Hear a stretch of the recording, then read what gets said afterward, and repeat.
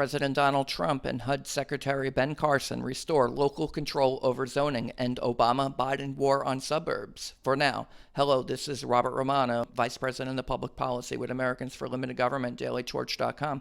Hit that subscribe button. Today we're going to be talking about the Trump administration. It's restored local control over zoning and ended the 2015 Obama-Biden affirmatively furthering fair housing rule from the Department of Housing and Urban Development. That rule was conditioning $3 billion of community development block grants on complying with new obligations to rezone neighborhoods along income and racial guidelines. This was very controversial at the time. Americans for Limited Government has been leading efforts amongst grassroots and members of Congress to get this thing defunded. We finally succeeded in 2017 when the Trump administration came into power and Congress put in place a defund. Paul Gosar had the original defund, and then a watered-down version was proposed by Susan Collins in 2016. That passed the Senate 87-9, but it was not put into law until 2017 after President Trump came into power.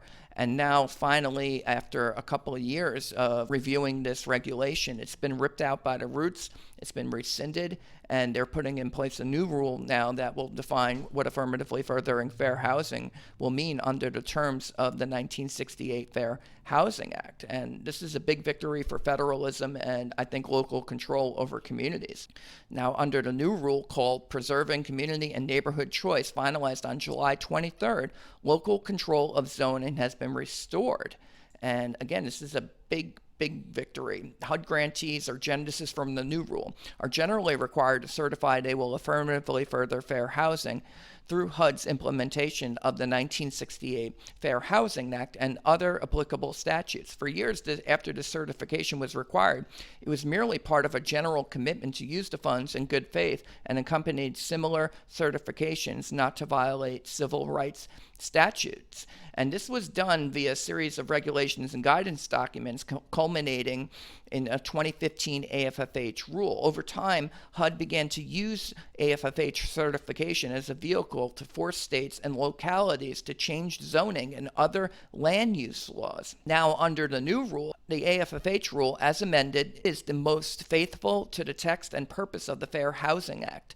It must be local governments, not HUD, that exercise control of administering local housing policies, including zoning and development policies that are unique to a particular community. And so that's the end of the Obama era, Obama-Biden rule affirmatively furthering fair housing. They wanted to control local zoning, and I think that this was an extraordinary overreach by the federal government, stepping on the toes of local government's most important responsibility, which is what to build and where. And I think that local communities, they have the power under federalism, the 10th Amendment, to institute these types of policies for local zoning without the federal government coming in and saying, we're going to look at census maps and determine what every single community should look like based upon what we think the federal government, where people with certain incomes should live or particular racial and ethnic backgrounds ought to live.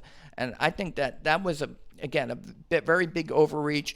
The Trump administration has brought it back to heel, and this is a victory for federalism and confirms local government's greatest responsibility to run its communities the way it should be.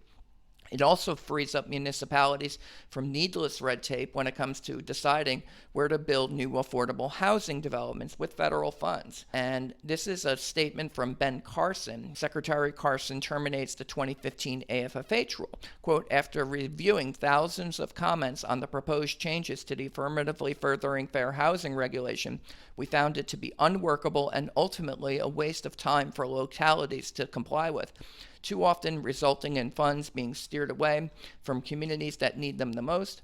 Instead, the Trump administration has established programs like opportunity zones that are driving billions of dollars of capital into underserved communities where affordable housing exists, but opportunity does not. Programs like this shift the burden away from communities so they are not forced to comply with complicated regulations that require hundreds of pages of reporting and instead allow communities to focus more of their time working with opportunity zone partners to revitalize their communities so upward mobility, improved housing, and home ownership is within reach for more people. Washington has no business dictating what is best to meet your local community's unique needs. Now, this is, again, a big departure from the 2015 Obama-Biden rule. And what it said was that, quote, the final rule and assessment tools and guidance to be issued will assist recipients of federal funding to use that funding and, if necessary, adjust their land use and zoning laws in accordance with their legal obligation to affirmatively further fair housing. The old rule also required identifying disparities in, quote, access to public transportation, quality of schools and jobs, and environmental health hazards, and, quote, programs, policies, or funding mechanisms that affect disparities. So this was the federal government via HUD controlling local administration and local governments, basically. But as the new Preserving Community and Neighborhood Choice regulation explains, this made the grant process all but impossible for municipalities to comply with. Quote, the process for grantees was also overly burdensome and costly. The number of questions, the open-ended nature of many questions, and the lack of prioritization between questions made the planning process both inflexible and difficult to complete. Unsurprisingly, the rule required significant resources from grantees, and its complexity and demands resulted in a high failure rate for jurisdictions to gain approval for their assessment of fair housing in the first year of AFH submission. Grantees complained that it was extremely resource-intensive and complicated, placing a strain on limited budgets. Now, Americans for Limited Government President Rick Manning, he's issued a statement both praising the Trump-Carson action, and he blasted the former Obama rule. He stated, quote, Americans for Limited Government has always urged aggressive enforcement against individual cases of proven racial housing discrimination. However, the Obama administration, affirmatively furthering fair housing regulation, created an unfair presumption of discrimination based on zoning without any proof beyond census maps. This was an absurd expansion of federal power and put the most important local government decisions in the hands of those with no stake in the outcome. And really, it was nothing more than census maps that were being utilized. This was an example from the Department of Housing and Urban Development of how AFFH would be implemented, where they would go in and they'd say, well, here's where all the white people live, here's where all the black people live, here's where all the Native Americans, Asian Pacific Islanders, and Hispanics live, and here's where others live. And they would use disparities in these outcomes where people are choosing where to live, basically, and say that this is segregation, or this is racist, or this violates the obligation for affirmatively furthering fair housing. And depending on the local community, they could just come in and arbitrarily say, oh, well, you were thinking about building this affordable housing unit over here. We think you should put it over there instead. And whatever, the shifting desires and preferences were at HUD would determine these outcomes. But ultimately, people are choosing for themselves where to live. And I don't think that you can really dictate that from on high. Now, the impact was to burden municipalities with regulation whose requirements were constantly shifting. So depending on changing economic circumstances, recessions, or shifts in housing prices, the feds could just come back in on an annual basis and demand further rezoning as a condition for receiving funds. And I think that's why the Obama-Biden administration, when they implemented this rule, first it was the House of Representatives that adopted an amendment by Paul Gosar that was going to rip this thing out by the roots. He wanted to defund total implementation of the rule. And then a more moderate version was proposed by Susan Collins in the Senate in 2016, and it passed 87-9. It was a big bipartisan, I think, victory for local government and limited government, where Democrats and Republicans were both saying, Obama, Biden, you're going way off the reservation with this, and we don't want this. And ultimately, the Collins Amendment was put into the 2017 Omnibus Bill, the 2018 Omnibus Bill, the 2019 Omnibus Bill, and the 2020 Omnibus Bill.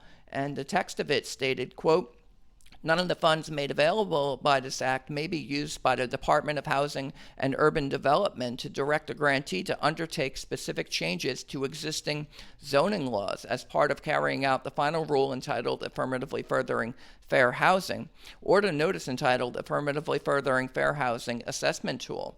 And so this was, I think, the law that kind of necessitated that they would rescind this rule or significantly water it down, make it voluntary.